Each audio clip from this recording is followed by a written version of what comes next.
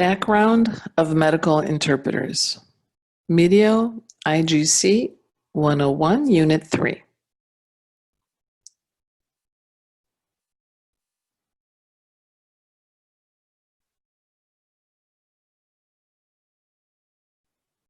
So let's go to the next slide. I'm Dr. Isabel Souza again, your presenter, and we're going to go into the background. So, interpreting has a lot more difficulty and complexity than most people would think. And that is because communicating ideas is not as easy as first understood. And in healthcare, there are a lot of factors that play into our work. So it's something that we really need to address as we practice in different scenarios, as we learn about the interpreter's role and work. And we're able to address any of the difficulties and barriers and complexities that come into what we're doing. But I would say, one of the biggest difficulties is just having really strong interactional skills, having strong communication skills in order to really work with people of different backgrounds. And that's really what we do. So we work in an incredibly diverse environment. Healthcare situations may not be easy. Sometimes it's sensitive, sometimes it's difficult, it's sad, it's happy as well. But most people, who are discussing their conditions are typically suffering in some way. So we have to have a very empathetic mind as well. Understanding is incredibly important. And even though we're helping both parties understand, the only way we can do that is if we understand everything. So understanding and checking for understanding is going to be very important. And that's why I've stated in previous units that we need to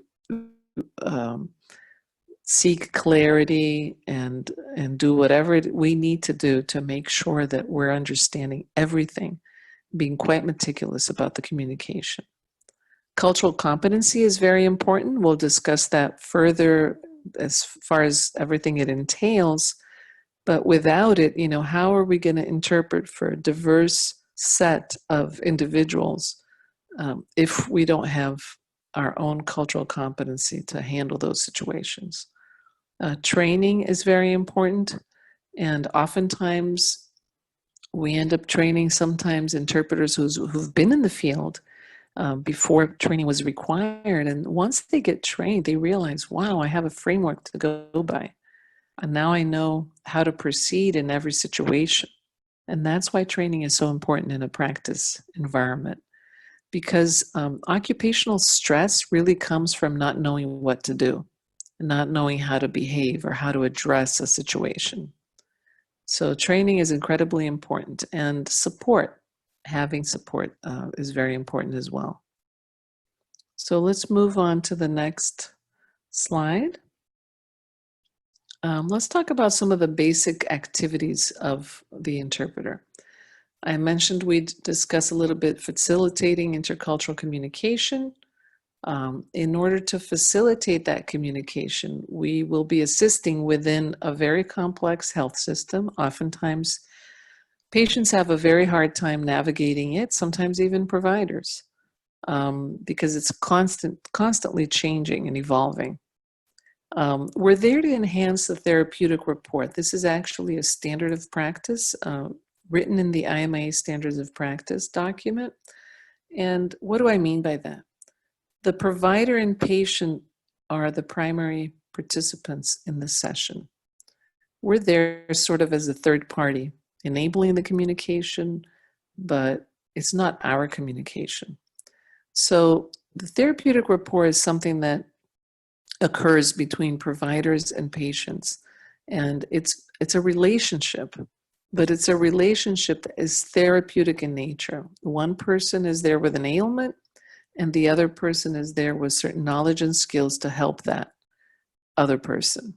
And there's there are many books written on therapeutic rapport. And what we mean by enhancing that rapport is simply that we try to get out of the way so that they can have a relationship of themselves.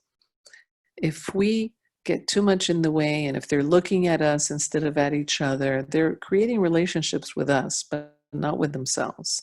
And that can be detrimental to the healthcare process. So it's very important that we understand this and that we don't take it personally, but the patient and the provider and their communication needs to be the key part of the session. We have to address the communication barriers that occur, and these barriers may happen with noise coming out of nowhere, a baby crying in the background that doesn't allow you to hear what's going on. Maybe the positioning isn't a good one. You have to change. You have to stop everything and change the positioning. Or maybe the person has a very heavy accent, and you will have to ask for many repetitions. And you may want to verbalize this and explain to the other party why you're asking for so many repetitions. So communication barriers are varied, and we'll discuss them further. You also have to manage conflict where appropriate. But let's go back to the previous slide just for two more things.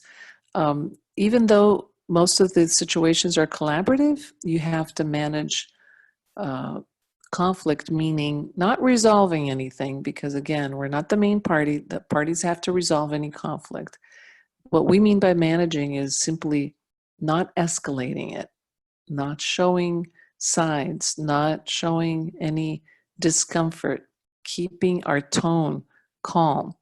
And by doing this, and by asking for clarifications, we are able to help manage any situation of disagreement that may arise.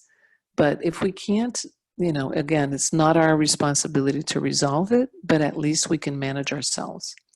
And maintaining proper professional distance, very important. The professional distance is something that sometimes can be difficult to understand because we want to be close to everyone, we want to serve them well, but there are several strategies we can have to maintain a certain level of professional distance. How we introduce ourselves. If we introduce ourselves with our full name, I'm Isabel Souza, your interpreter for today, for whatever language. When we address the person, Mr. Martinez instead of Jose. In the US, we tend to be very informal, but professional distance sometimes requires a bit of formality. That can be a way. And there are reasons for this, and this will be discussed later, but the primary reason is we don't want any party to feel that they are, our best friend, and therefore we can get into trouble by getting expectations that are beyond our scope of practice. So now let's get to those barriers, right? The next slide talks about the different barriers, and there are quite a few of them. The linguistic ones are the ones that require clarification. Some languages are more specific than others, so the vaguer the language is, the harder it is to interpret into a more specific language. Why? Because that vague phrase could mean several things in the other language. So sometimes we have to clarify, do you mean this or that? And then we can interpret it accurately.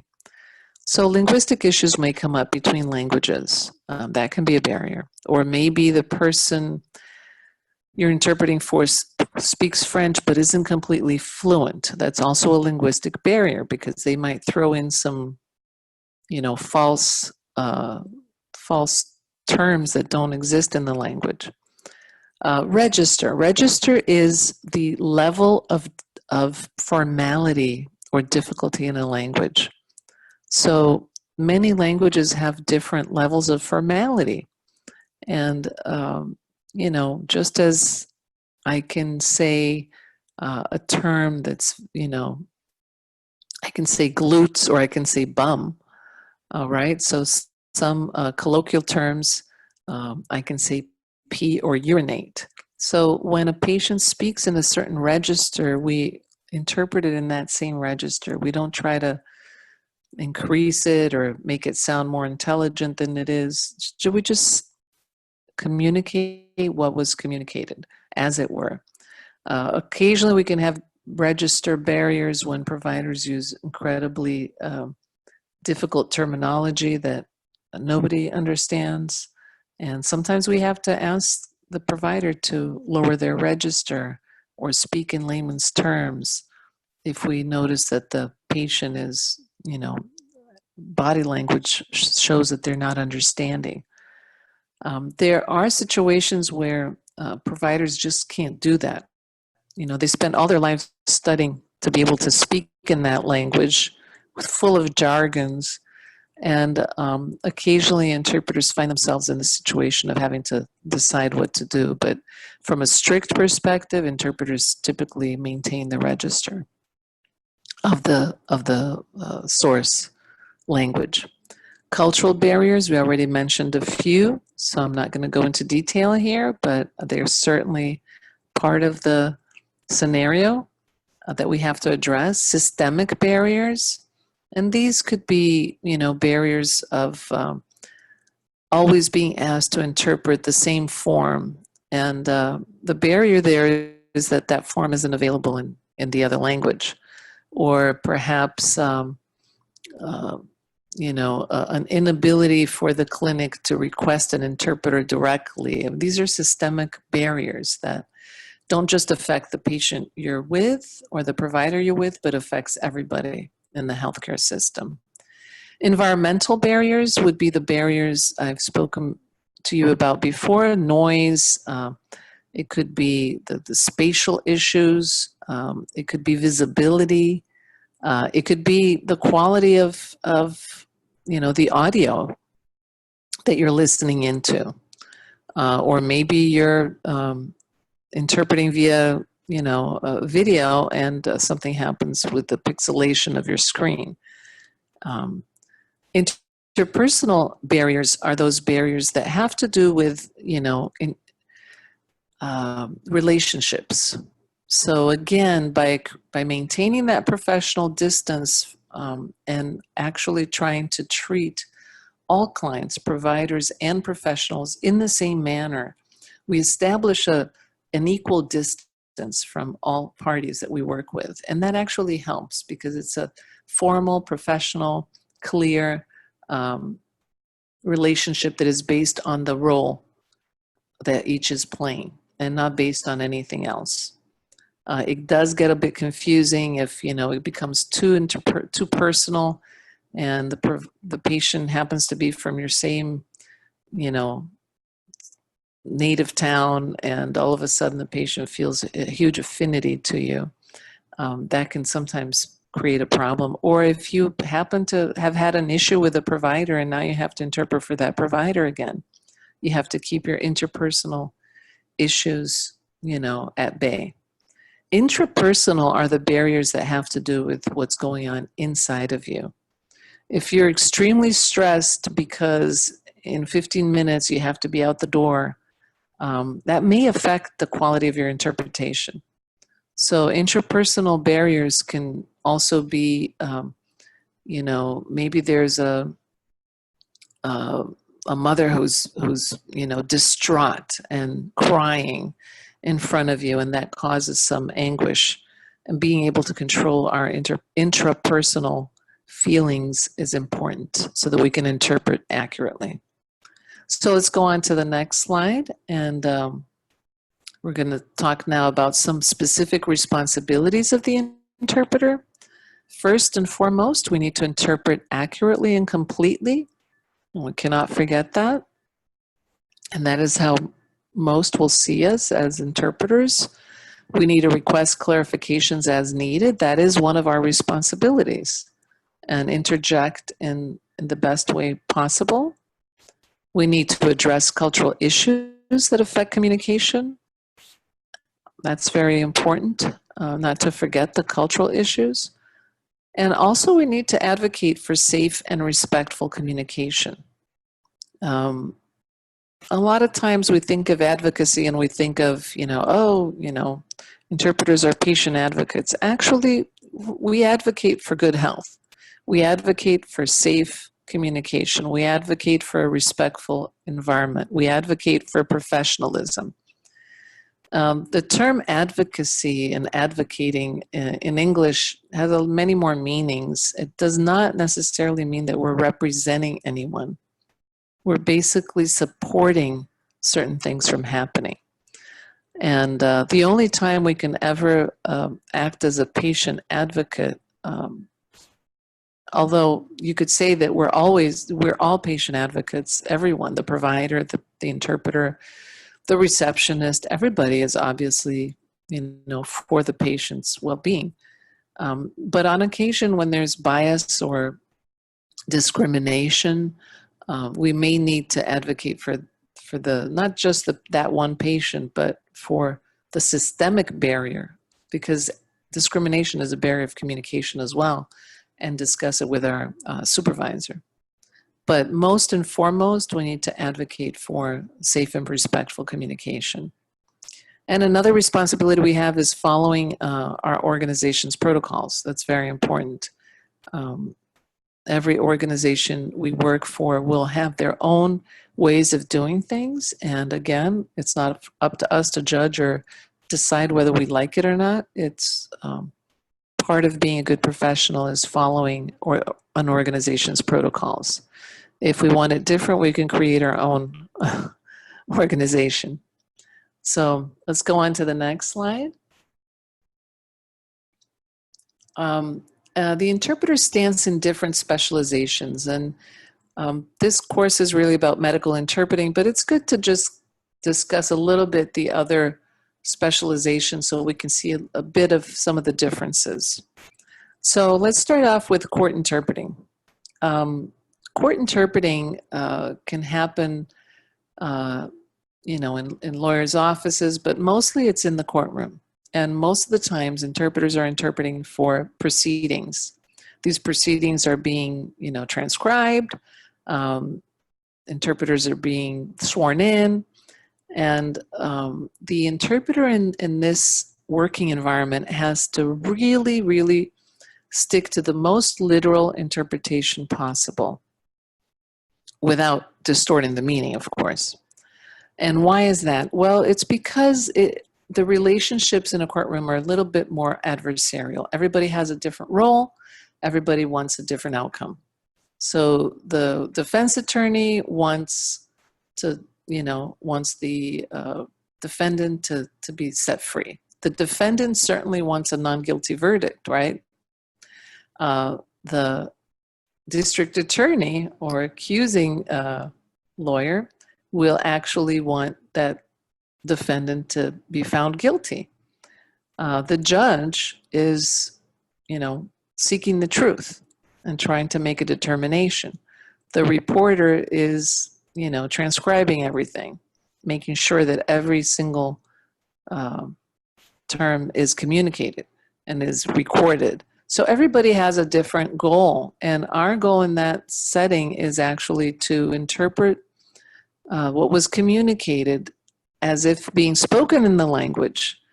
But there's one big difference. We are not allowed to ask for clarifications in the same way as in medical interpreting. And that's because maybe the district attorney doesn't want to clarify something for the defendant. So in order to uphold an equal system, questions may be repeated, sometimes rephrased, but that's really up to the, people in the proceedings. So we need to be careful. Those professionals are very keen on very strict interpretations. In medical interpreting, it's a bit different because it's mostly collaborative.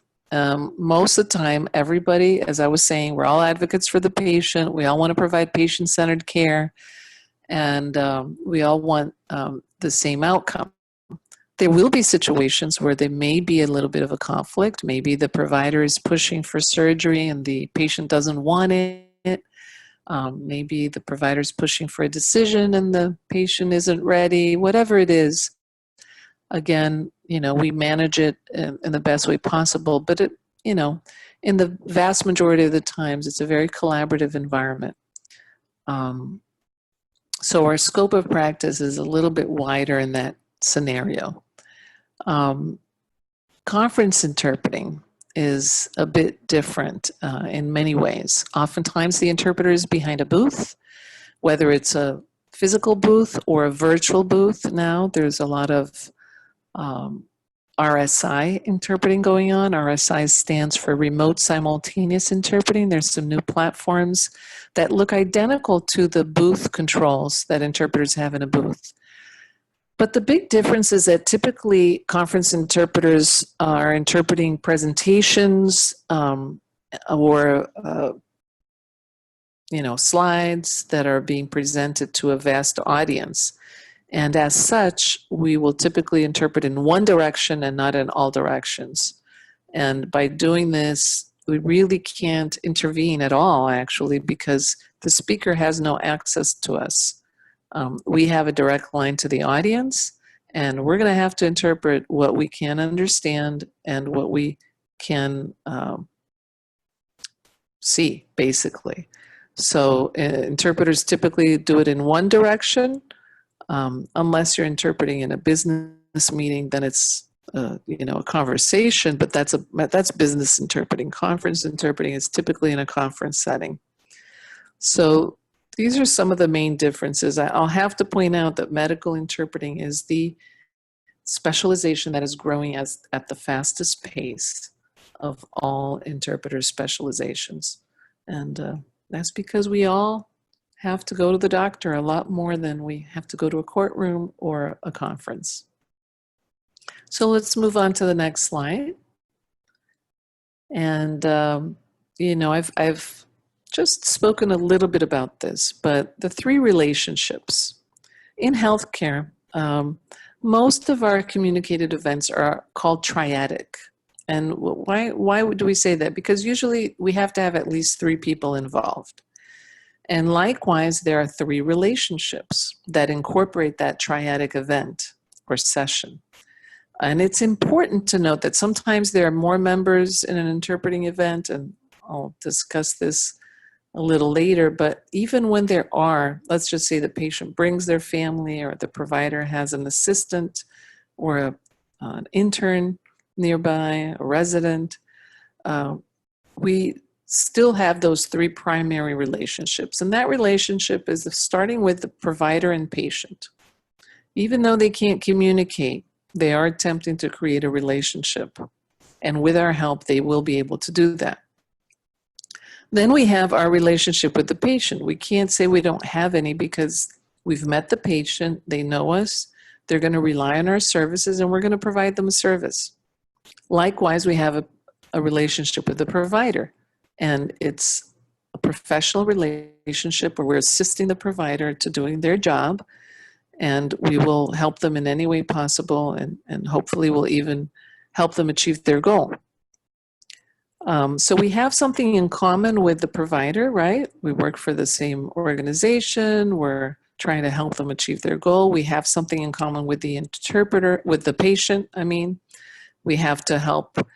We have a common language, to a certain extent, a common culture. So that already connects us with those two relationships. The one we're not in is the provider-patient relationship.